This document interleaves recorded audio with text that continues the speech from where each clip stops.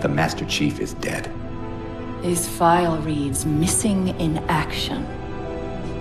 Catherine. Spartans never die. Your mistake is seeing Spartans as military hardware. My Spartans are humanity's next step. Our destiny as a species. Do not underestimate them. But most of all, do not underestimate him. At the start of the 26th century, the Office of Naval Intelligence began to re-examine the Carver findings, which had warned of instability in the outer colonies years earlier. The report rationalized that the instability would continue to escalate, and unless drastic military measures were taken, this would result in a massive war between the inner and outer colonies. ONI's own projections at the time, and up to 2525, concluded the same as Dr. Carver's findings. Meanwhile, the then 18-year-old civilian scientist, Dr. Catherine Halsey, had been improving upon Carver's own report.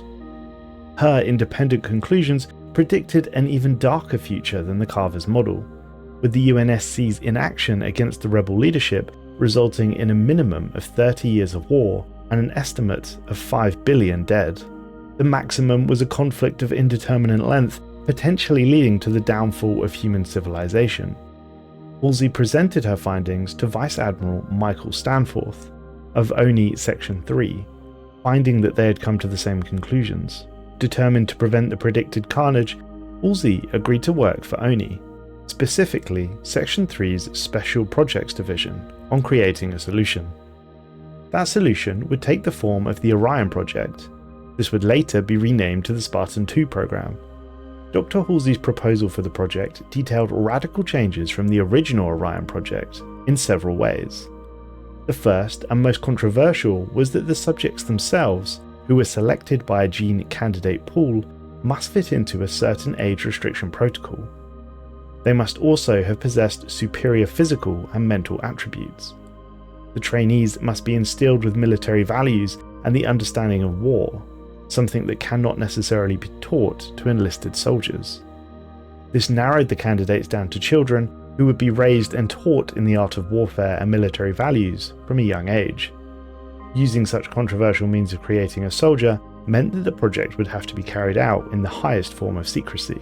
Despite the tremendous risk and the unethical means of creating these new soldiers, the project was greenlit by the top brass within ONI, who concluded that the lives could be saved far outweighed the risks involved.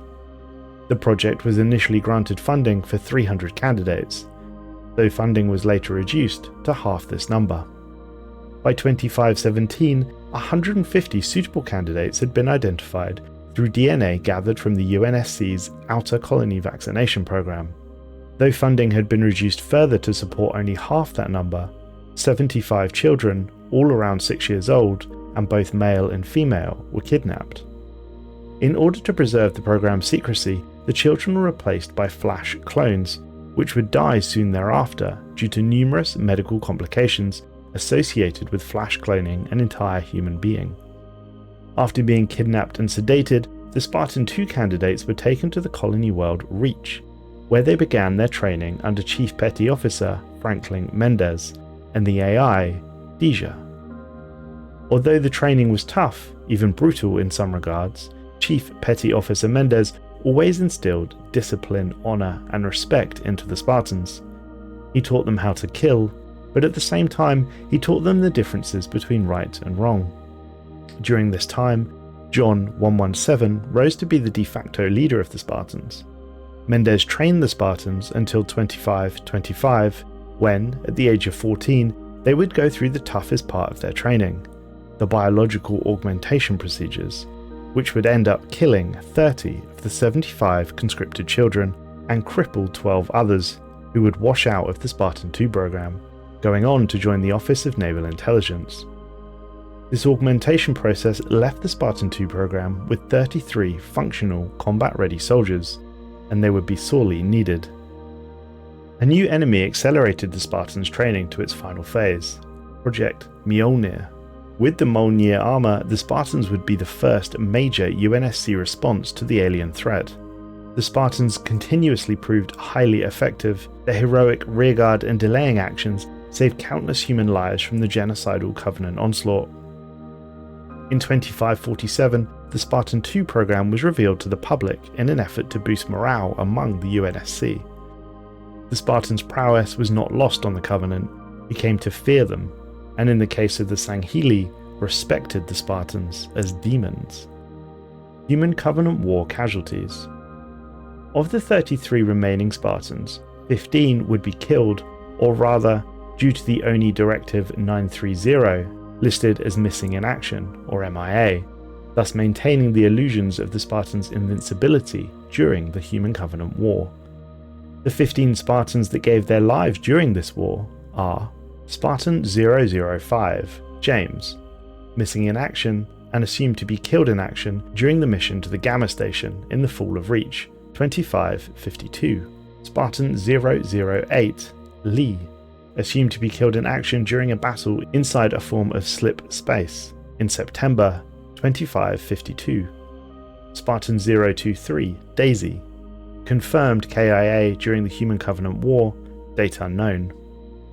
Spartan 029, Joshua, assumed to be killed in action during the Fall of Reach while assaulting a Covenant cruiser, 30th of August 2552.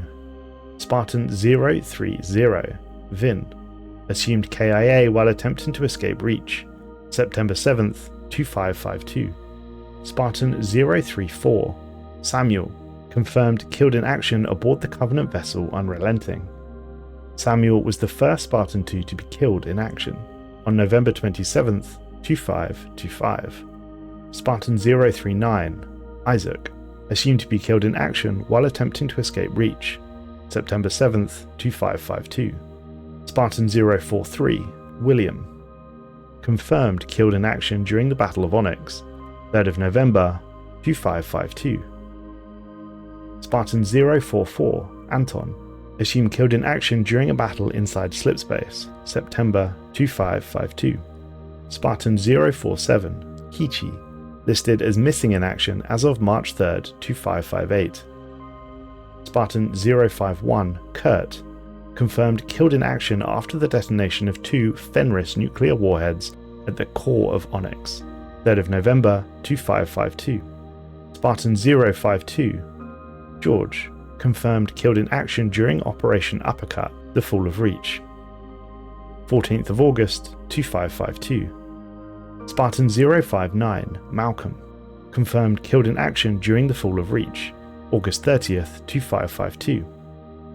Spartan 065, Sheila, confirmed killed in action during the Battle of Meridium, 2544.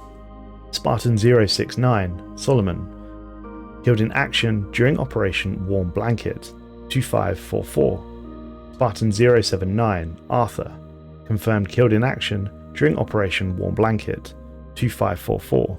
Spartan 093, Grace, killed in action during Operation First Strike, September 13th, 2552. This leaves 16 Spartan IIs that are known to have survived the Human Covenant War. So where are they now? We begin with Spartan 037, Randall, Spartan 031, Otto, Spartan 101, Victor, Spartan 053, Margaret, and Spartan 143, Roma. All 5 of these Spartans were killed in action. If we begin with Spartan 037, Randall, during the Human Covenant War, Randall participated in 59 battles. His last official service as a Spartan II was in the year 2532, in the Battle of Vodin, where he was listed as missing in action. During the planet's space engagement with the Covenant, he fell from the planet's skyhooks into Vodin's atmosphere and plunged to the surface. He survived the impact by landing in an ocean on the planet, and he was rescued days later by local survivors and then lived with them following the battle. Randall was killed in action many years later on a mission to destroy a Covenant bioweapon. Otto, Margaret, Victor, and Roma were all killed in actions by the Didact, brutally, at a science camp on Installation 03. All 4 of these Spartans had initially washed out of the program following their augmentation phase. However, they were all eventually fully rehabilitated and put back into service under the pseudonym of Team Black, and they reported directly to Oni. This leaves 11 Spartan 2s still alive and active, and they are Spartan 104, Frederick, active of October 2559. Following the end of the Covenant War in 2553, Fred continued to serve as the leader of Blue Team, and has since participated in numerous operations under the authority of the Office of Naval Intelligence. As one of the few remaining Spartan 2s, Fred also holds the highest rank among his active duty peers. Fred is a natural leader and a brilliant strategist. He's highly intelligent, alert, and is objective focused during operations. Fred often appears solemn and stoic when interacting with other personnel of the United Nations Space Command. However, he does have difficulty hiding his emotions at times, a trait that Dr. Halsey was aware of. A quick thinker, Fred has learned to rely on his instincts while on patrol or in the heat of battle, noting that this has saved his life from dozens of ambushes. His augmentations and training has crafted Fred into one of the UNSC's greatest military minds. He is observant, and after years of watching soldiers face their fears, Fred is able to identify telltale signs of individuals encountering fears and weaknesses, such as loss of focus or body tension. Spartan 087, Kelly, active as of October 2559. Kelly is the fastest of the Spartan 2s, making her easily the fastest human to have ever lived. She is capable of running for extended periods of up to 62 kph, that's 38 miles an hour, and she has quicker reflexes than her peers. Within her current Gen 2 armor, she is capable of running at speeds in excess of 65 kph. In order to keep her reflexes sharp, she exercises routinely with twitch response drills and no-thought practices. She has to slow herself down considerably to spar with another Spartan. Her speed has led to her being termed the team's rabbit, acting as bait to draw enemies into traps laid by the other Spartans. She has also demonstrated an incredible tolerance for pain, as she has been injured quite gravely on more than one occasion, and each time managed to fully recover. Spartan 058, Linda. Active of October 2559, Linda was clinically killed during the fall of Reach, but she was resuscitated after the Battle of Installation 04. Linda is notorious for her unparalleled abilities with a sniper rifle. Both Spartans John and Frederick have noted on several occasions that she makes sniping seem like an art. She never requires a spotter, and her accuracy allows her to pull off remarkable shots. On one occasion, she was able to take out 2 Covenant Banshees mid-flight by shooting out the pilots. In addition, she once eliminated 2 targets so quickly the Master Chief couldn't tell which one she had targeted first. She is notably the quietest member of Blue Team, excluding John, and she has been labelled a lone wolf. John once described her as the emotionally strongest Spartan, as she does not rely on other members of her squad for advocating support on or off the battlefield. Linda is very pale in appearance, with blood-red hair and emerald green eyes. These traits make her appearance notably distinctive among her Spartan 2 peers. Spartan 010, Naomi, active as of 2558. Like most Spartans, Naomi is calm and stoic. She is cautious, a trait she has retained from her childhood. She was interested in astronomy and wanted to know more about her father, Stefan Stensk, after learning that he was an insurrectionist. Consistent with the exceedingly high qualifications required of a Spartan 2, she was regarded as a gifted child and demonstrated an exceptional intelligence. This was noted by a CAA educational psychologist who had visited her at school to perform tests on the children.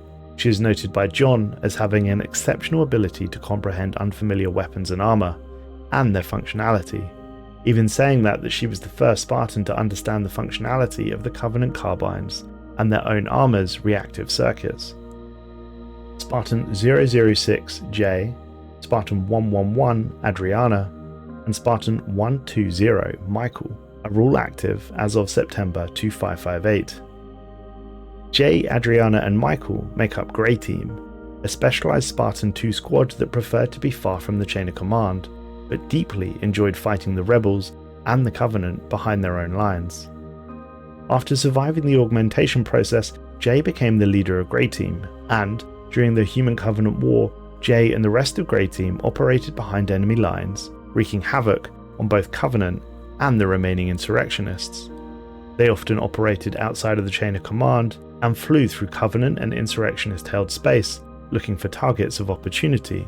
On their ship, the freighter Pecha, Spartan 011 Leon, Spartan 025 Robert, and Spartan 099 August, active as of October 2558. Leon, Robert, and August are members of Omega Team. Omega is typically deployed with the goal of breaking the enemy's hold long enough in order for reinforcers to arrive.